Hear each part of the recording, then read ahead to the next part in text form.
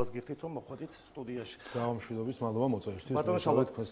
დავიწყოთ ჰელსინკის კომისიის ხდომასთან დაკავშირებით, მინდა გკითხოთ თქვენი კომენტარი დღეს მოისმინა მაყურებელმა იმ რასამთავრობო ორგანიზაციასთან დაკავშირებით, რომლებიც მოითხოვდნენ არა მარტო თქვენი საქართველოს ხელისუფლების წარმომადგენლების დასანქცირებას, არამედ თქვენი ოჯახის წევრების, მათ შორის შვილების დასანქცირებას, თქვენ უწოდეთ მათ ორჯონიკიძეები. ეს ორი განცხადება მოვისმინეთ ჩვენ გუშინ. პრაქტიკულად მთელი ოპოზიცია მოითხოვს ამას, რომ დასანქცირდეთ არა მარტო თქვენ, არამედ თქვენი ოჯახის წევრები. გამოდის, რომ ესენი ყველა სამშობლოს მოღალატეები და ორჯონიკიძეები არიან. წარმოვიდგინოთ სურათი.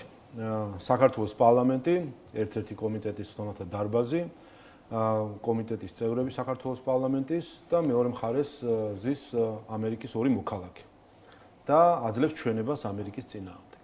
წარმოგიდგენიათ ამერიკის შეერთებულ შტატებში რა რეაქცია იქნებოდა ამაზე. ქუჩაშიც, კონგრესშიც და ყველა ოფისშიც და ტყეშიც, ღეშიც და სოფელშიც და ქალაქშიც.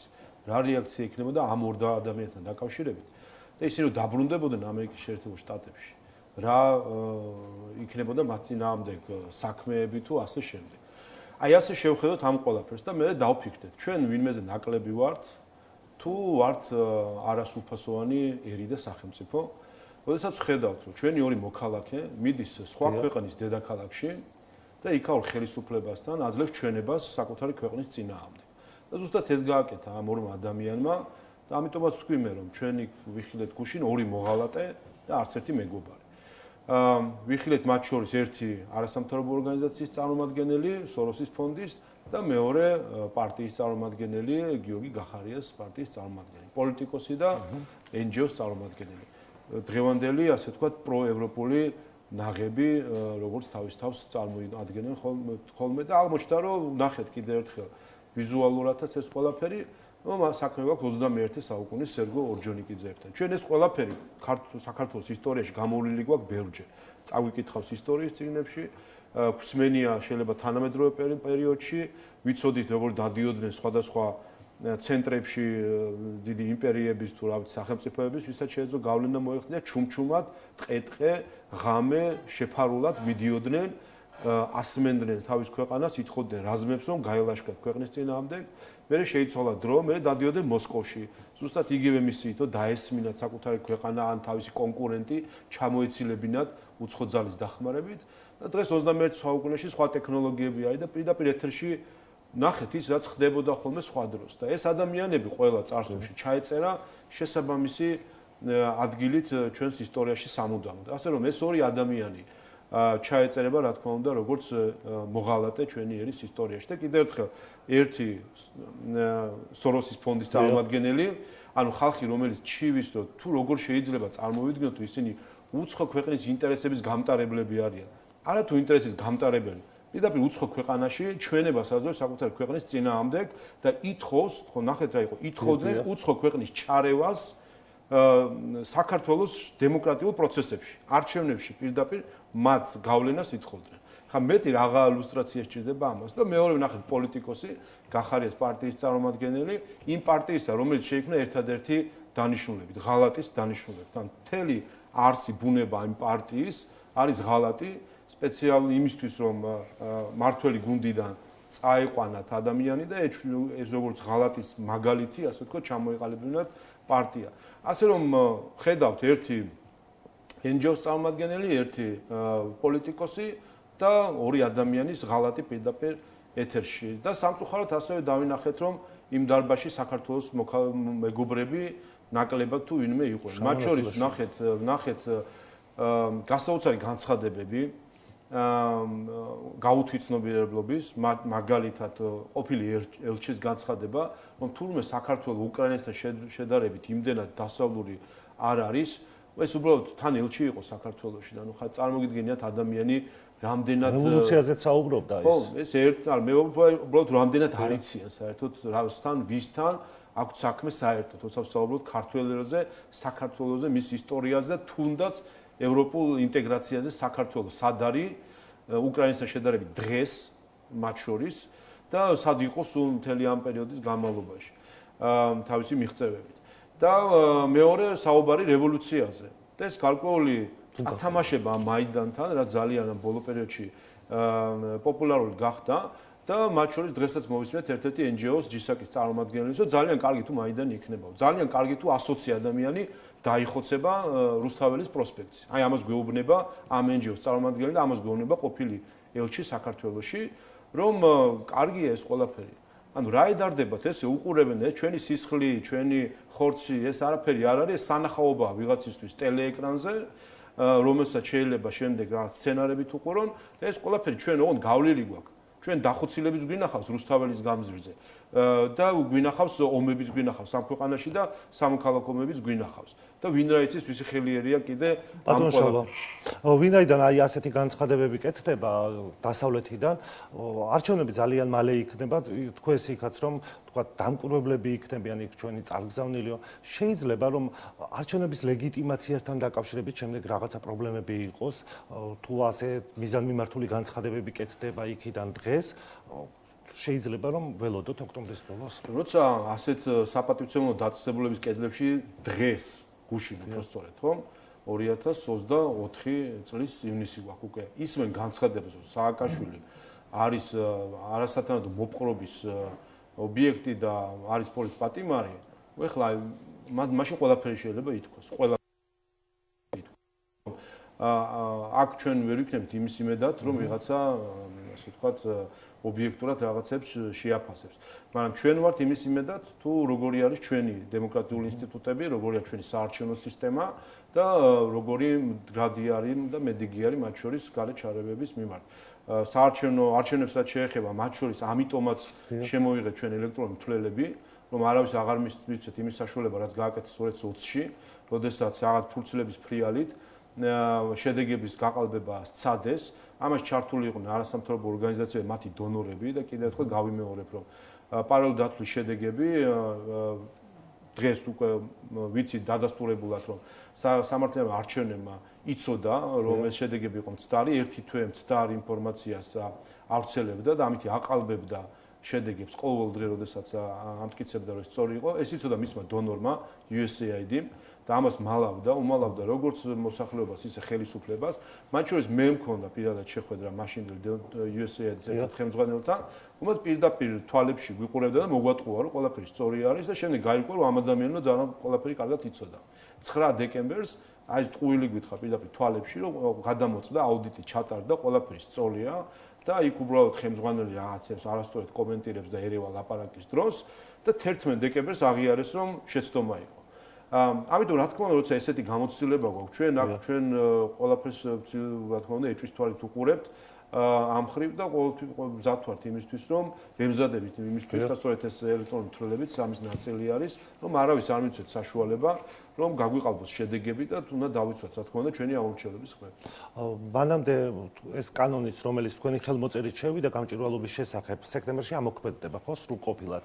არასამთავრობოების რაღაცა დიდი ნაწილი აცხადებს, რომ აი ამ კანონს არ ცნობენ და არ დარეგისტრირებდებიან. რა მექანიზმი არსებობს და სახელმწიფოს პასუხი მაშინ რა იქნება თუ ასე მოხდა?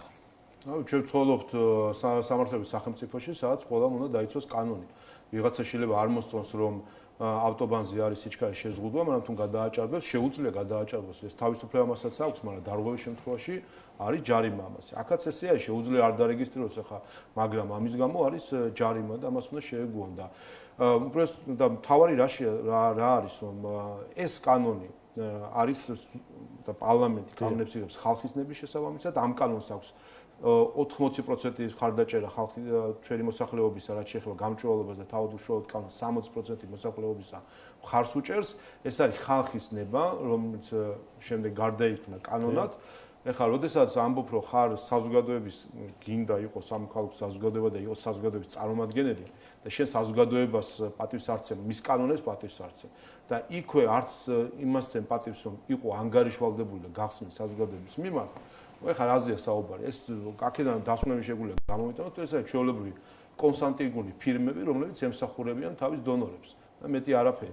თქვენ ნახეთ, რომ რამდენიმე ათეულმა ორგანიზაციამ განაცხადა, რომ არაფერი არ დარეგისტრირებას, ნახეთ, მიყევით ამ სიას, ნახავთ ნახევარზე მეც ვებგვერდიც კი არ აქვს, რა გამჭვირვალობაზე საუბრობენ საერთოდ. არაფერი ვთქვათ, რომ თითქოს ფინანსური ანგარიშგებები კეთდება.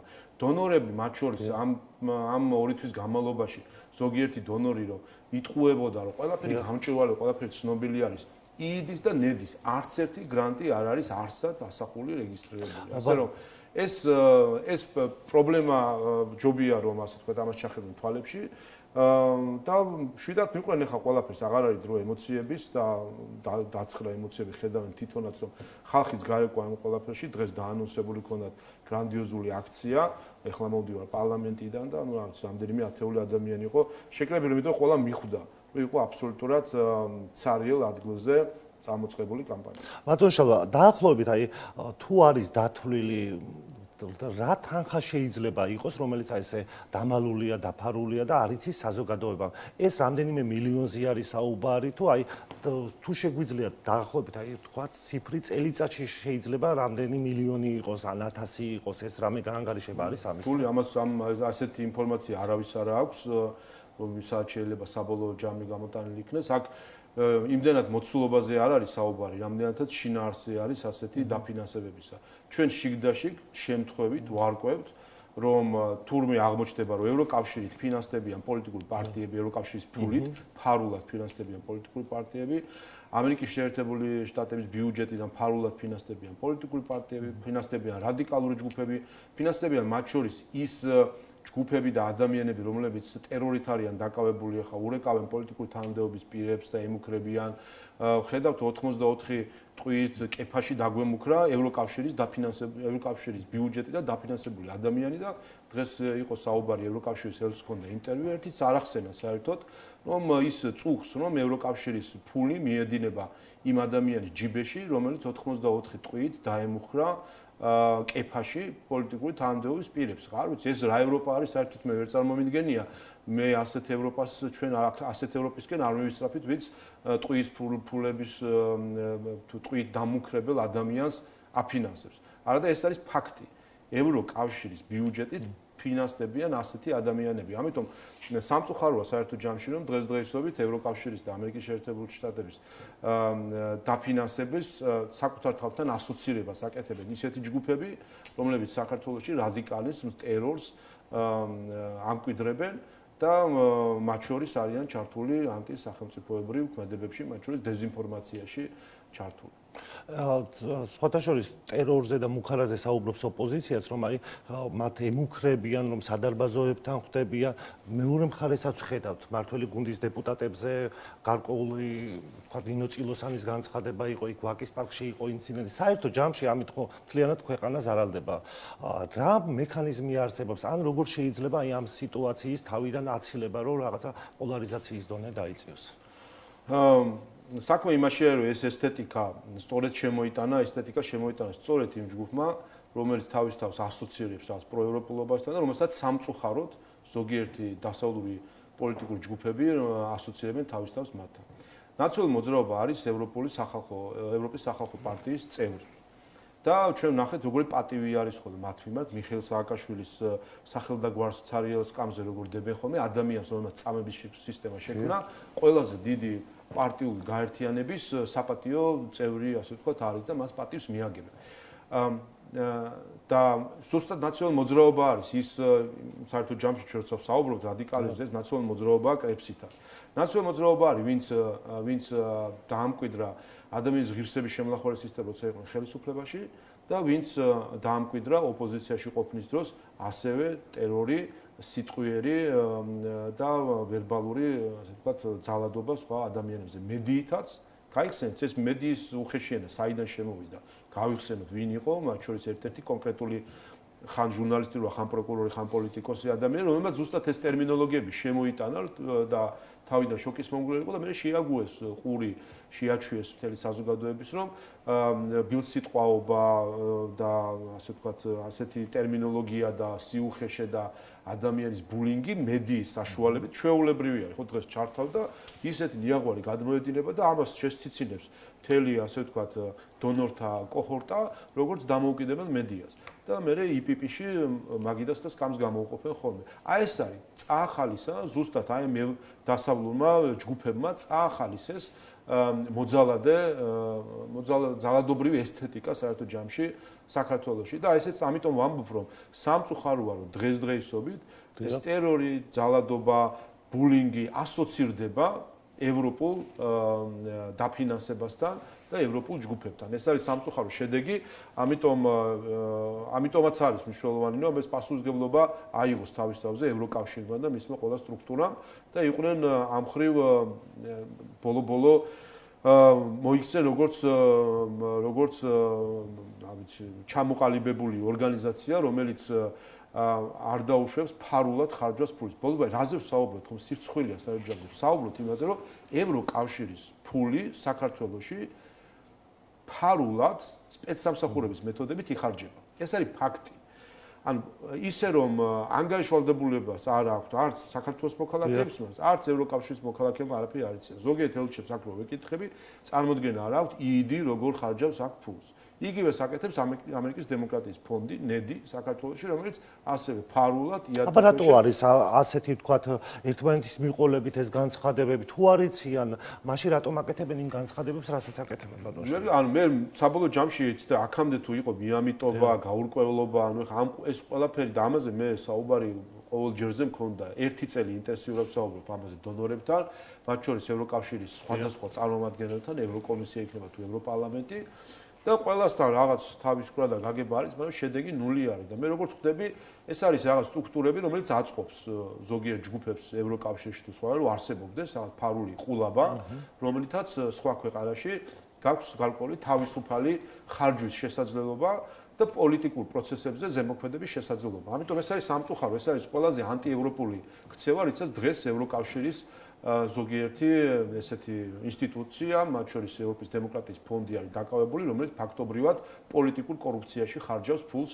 ევროკავშირის ბიუჯეტის ფული დღეს საქართველოში პოლიტიკურ კორუფციაში იხარჯება იიდის მეშვეობით. ანუ შეგვიძლია ვთქვათ, რომ თუ როდესაც აი სუვერენიტეტის გამტკიცებაზე საუბრობთ, ხელისუფლება არასრულებს ესე პირდაპირ დავალებებს, ვთქვათ, რომელიღაცა ორგანიზაციების თუ სახელმწიფოების, ამიტომ არის ახლა შემოტევა?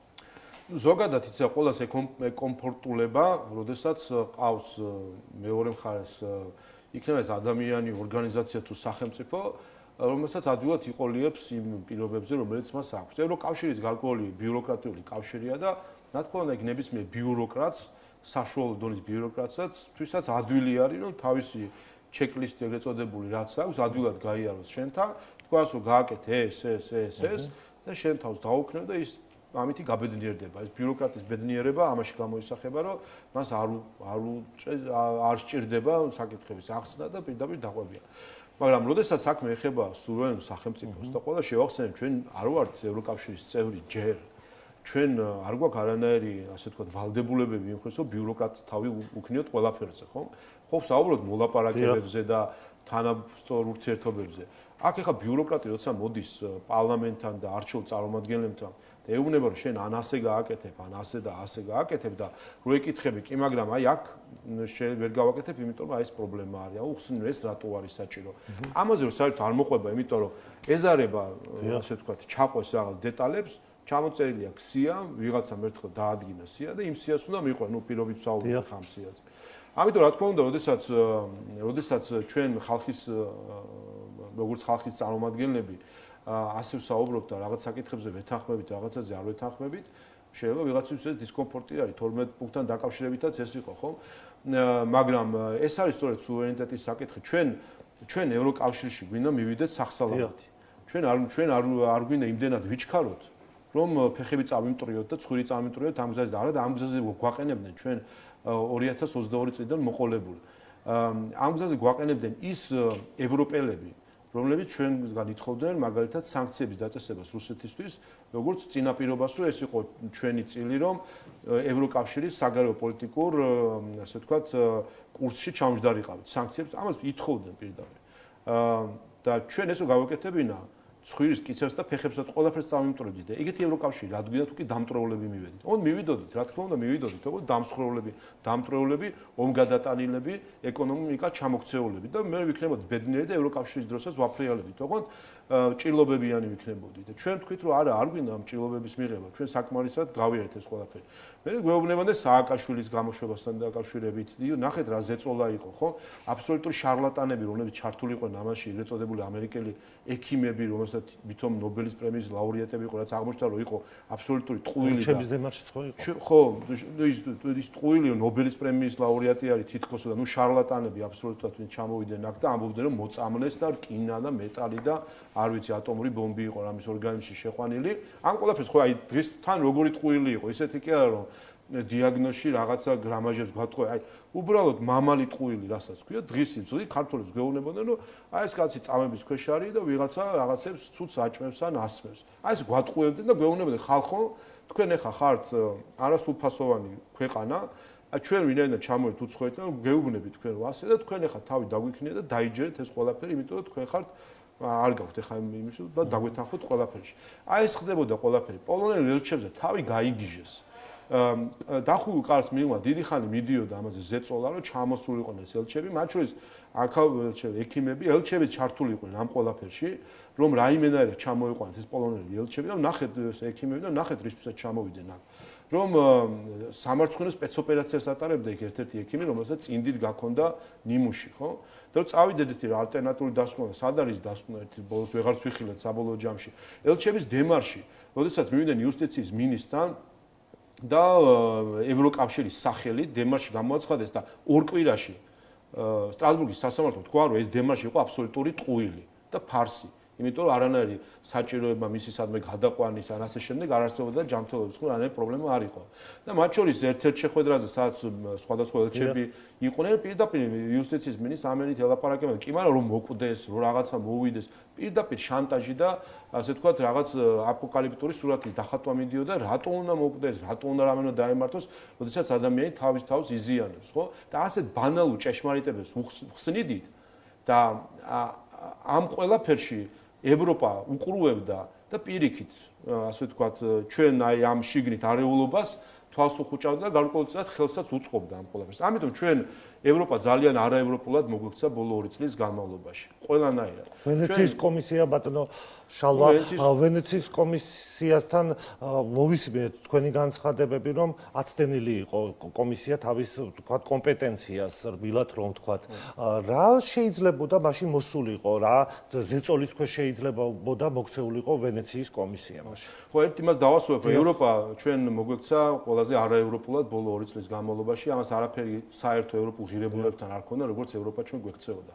არ არის ეს ევროპული ქცევა, როდესაც შენ სხვა ქვეყანას უბიძგებ ისეთი ნაბიჯებისკენ, რომელსაც შეიძლება ამ ქვეყანაში არეულობა გამოიწვიოს, რომელსაც ეს ქვეყანა შეიძლება კატასტროფამდე მიიყვანოს. რა თქმა უნდა, ეს იყო ბიძგება ამისკენ, როცა გვეუბნებოდნენ სანქციები დაგვეწესებინა.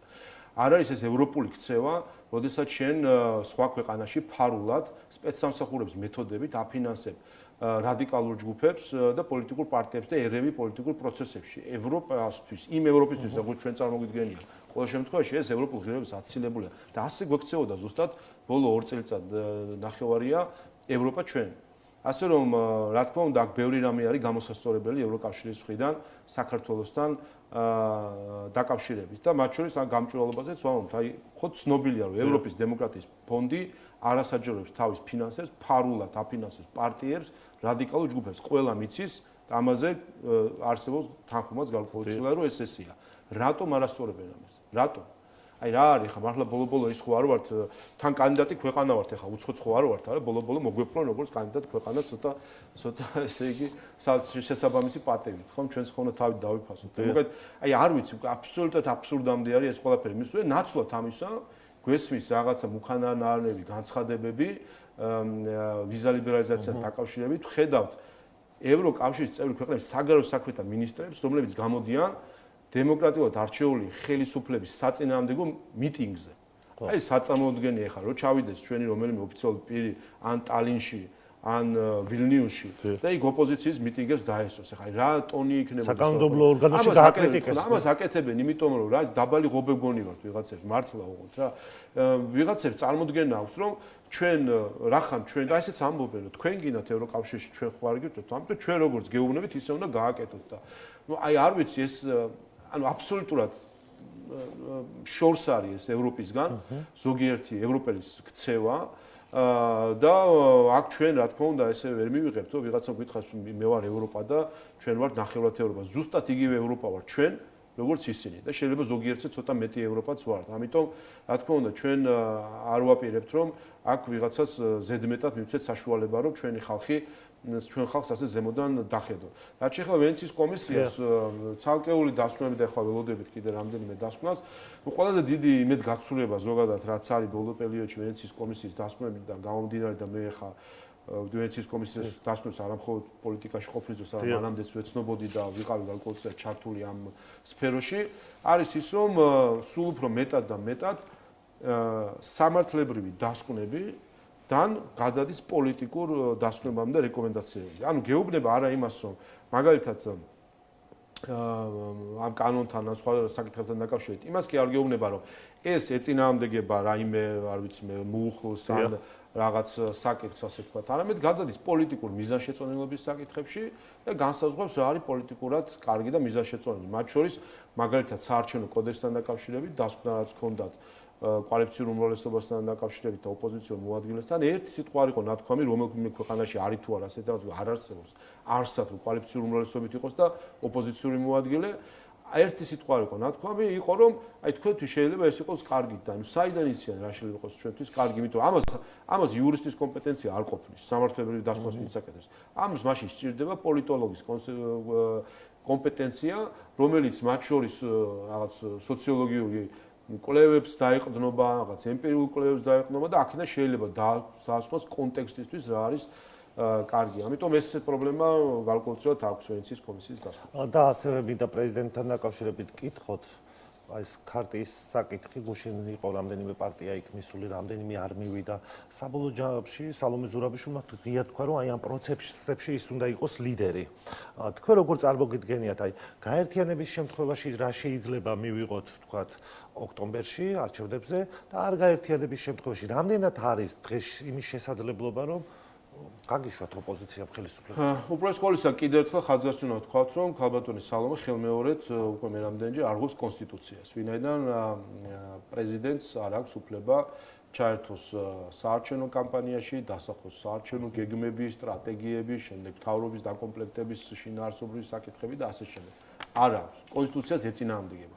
თუმცა ჩვენ უკვე ვნახეთ, რომ ქალბატონი სალომესთვის კონსტიტუცია არაფერს არ ნიშნავს. ეს გავერკვიეთ და აქ რამე მოლოდინი არ გვაქვს, თუმცა მე პირადად ძალიან ზაფხად ვაკვირდები, რას იტყვიან ამ საკითხზე ეგრეთ წოდებული დამკვირვებლები, საარჩევნო დამკვირვებლები და მონიტორები, რას იტყვიან ამაზე, როგორც ადგილობრივი, ისე საერთაშორისო. ესე პირდაპირ დარღვევა საარჩევნო კამპანიის წესებისა და ვნახოთ იქნება თუ არა ნეგატიური შეფასება მის საქციელთან დაკავშირებით. რაც შეეხება თავად პროცესს, მან საბოლოო ჯამში გაგვიადვილა ჩვენ საქმე და რაც თავარია საქართველოს მოსახლეობას გაუადვილა საქმე და დაასრულებინა ოპოზიციას ის ფარსი, რომელშიც ისინი უკვე რამდენიმე ხანია იყვნენ და ცდილობდნენ ჩვენი მოსახლეობა მოეტყუებინა თითქოს რაღაც სხვადასხვა ჯგუფებია, სხვადასხვა ცენტრებია სიამოვნეში. ჩვენ ბოლო 12 წელია უყურებთ ოპოზიციაში ერთიან ნაციონალურ მოძრაობას, რომელიც სხვადასხვა გადაჯგუფებებს აკეთებს ხოლმე. და ქალბატონმა სალომეც ახლა კიდევ ერთხელ ფანჩატური ნომერი 2 მოაწყო და ერთად მოუყარა თავი ამ ადამიანებს და ამითი გაუადვილა უპირველეს ყოვლისა საქმე ჩვენ საამორჩეულოს, იმიტომ რომ 26 ოქტომბერს ჩვენ საამორჩეულოს ეცოდინება, რომ არჩევანი არის ორი, სამხარეს არის საქართველოს ინტერესები, დამოუკიდებელი საქართველო, ქვეყანა, რომელიც თავისი ხელისუფლება, რომელიც თავისი მოსახლეობის ინტერესებიდან ამოდის და მეორე მხარეს არის ნაციონალური მოძრაობა, ის ფილოსოფია, რომელიც ემყარება სხვა ქვეყნიდან დირექტივების მიღებას და შესრულებას. ერთადერთი რასაც უყურებს ეს ჯგუფი, ქალბატონი სალომეს ხელმძღვანელობით არის, რომელ განცხადებაზე დაუკრავენ ტაშს, რომელს გამოეხმარებიან ტვიტით, რომელ ტვიტზე რამდენ გულს დაუწერენ, სად დაუფერენ წითელ ხალიჩას და სად გააკეთებენ განცხადებას და რომელ მედიაში ჩართავენ პირდაპირ ეთერში. აი ეს არის მათთვის მე-17 ხარისხოვანი საერთოდ. უყურებენ იმას, რა იქნება გარეთ. თქვენ დააკვირდით, აი თუნდაც ამ პროტესტის ანატომია როგორი იყო და თუნდაც ბოლო დღეებში. როგორც კი განცხადებები გარედან მიცხდა ხოლმე არ იყო, იმავე მომენტში იკლებდა, ასე ვთქვათ, გარკვეული, ასე ვთქვათ, ხო, დონე, ასე ვთქვათ, ამ პროტესტისა. განცხადება, ღამე არ იძინებდნენ, მე მგონი ელოდებოდნენ ახლა დროის განსხვავებით გამო, თუ განცხადება ამა თუ ის პრესპიქტერის რა იქნებოდა, როგორც კი რაღაცა განცხადება იქნებოდა, წავე, ეგრევე აიწეოდა ხოლმე მღელვარების. ანუ მთლიანად აწყობილი არიან გარედან რა დირექტივა მიუვათ, რა ტონი მიუვათ, რა თემაზე უნდა გაამახვილონ ყურადღება და რა არა და მე ყველაზე მეტად ეს მანცვიფრებს.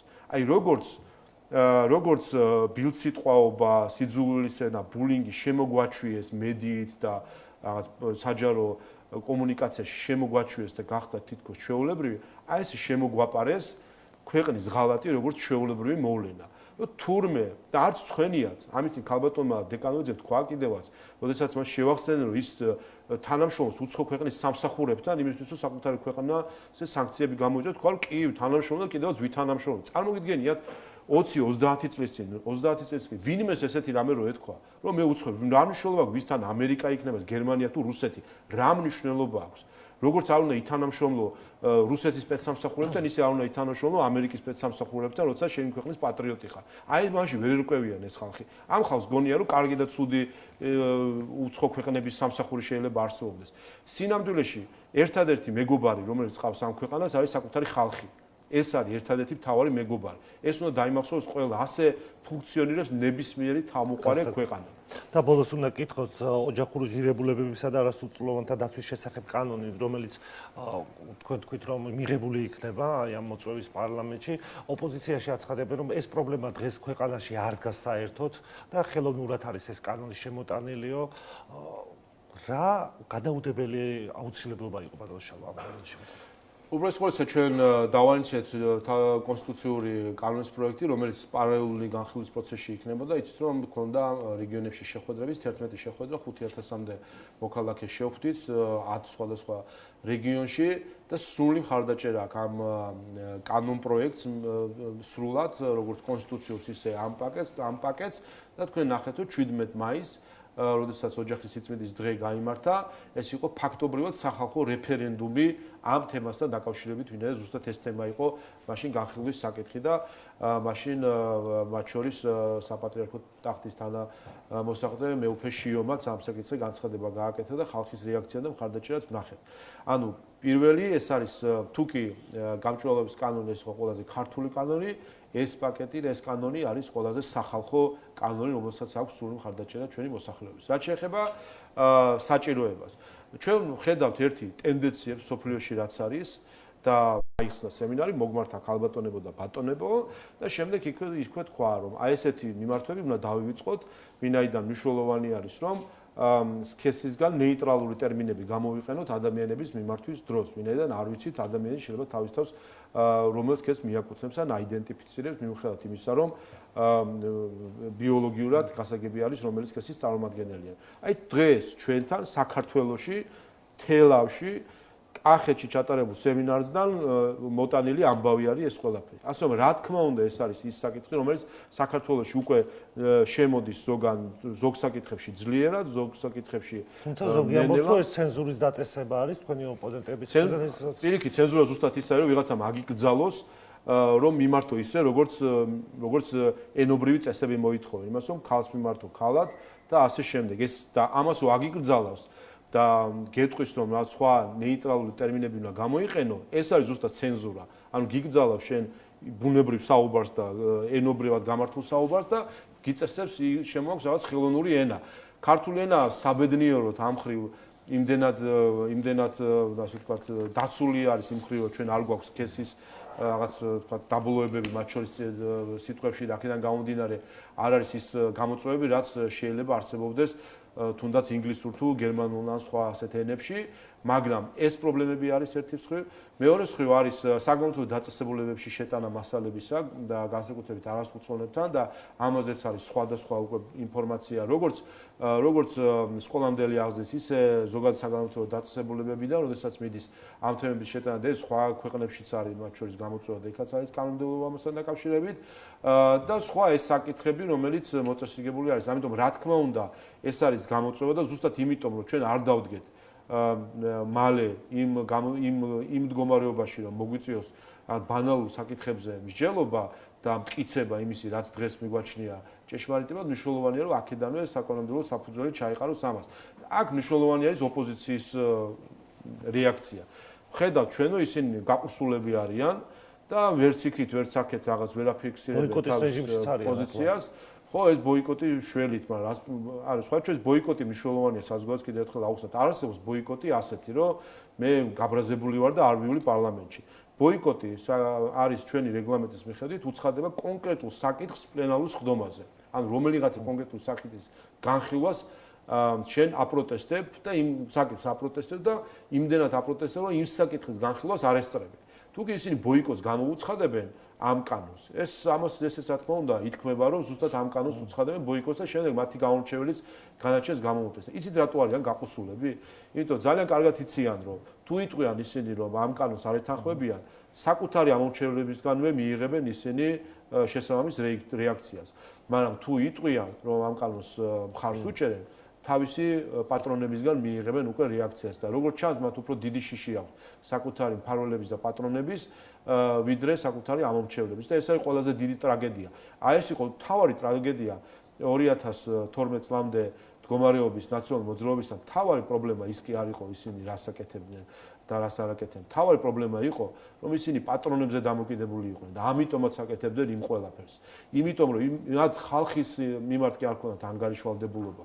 თორე ხალხის მიმართ ქონდათ ისინი ციხეში წამების სისტემას ვერ მოაწყობდნენ და ვერც ტელევიზიებს დახურავდნენ, ვერც ადამიანებს აწამებდნენ და ვერც ქონებას ჩამოართმევდნენ, მათ რომ ხალხის შიში და რიდი ჰქონდათ. მათ სხვისი შიში ჰქონდათ და სხვა პატრონებისკენ იყურებოდნენ და იმ პატრონებს აწყობდათ ზუსტად, რომ ქონოდათ აქ მორჩილი სახელმწიფო, რომელიც შესაბამის დავალებებს შემდეგ შეუსრულებდა. მადლობა ბატონო შალვა რომ მოხვედით და მიიღეთ გადაცემაში მონაწილეობა. უსმენთ საქართველოს პარლამენტის